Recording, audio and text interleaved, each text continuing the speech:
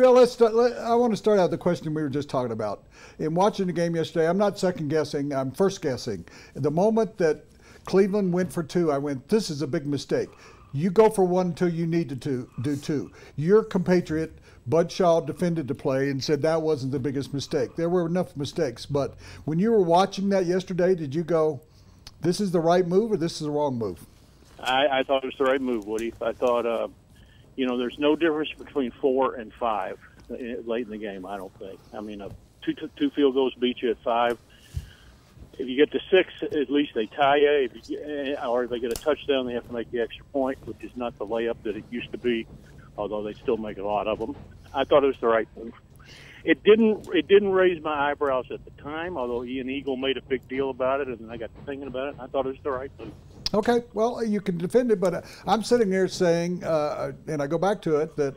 8 minutes left in the game. It's not like it was in the first half that they started. Yeah, but I'm sure the thinking was, and Mike said after the game that, well, nobody scored touchdowns, so we don't want them to score 2 field goals. Well, you think maybe the Broncos are going to break through at some point, which they did shortly after the interception for pick 6 for the touchdown. But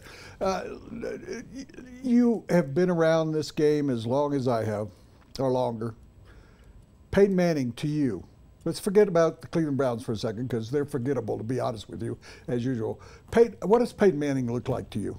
What do you think? He looked like Josh McCown. I mean, he looked like a. My column, which I write after the game, after everybody else has written, because I'm coming back from Ohio State all the time, was that in this dink and dunk offense, maybe it doesn't suit his skills now. Asking him to roll out and throw to half the field is something he's not good at. He's a big lumbering guy. I thought it just either screamed wrong offense or diminishing skills, which is a buzzword, as you know, in Cleveland for when Kosar started going downhill. He had a 53-3 quarterback rating. McCown had a 63-3. Both of them threw a pick 6. Both of them were just barely over 50%. To me, he was Josh McCown yesterday, which is kind of sad. If this was our last view of the great Peyton Manning, who you can argue whether he should have won more Super Bowls, but one of the great players of the last generation of the current generation in the NFL. When you go to buy a car, what do you really want? You probably want a lot of cars to choose from.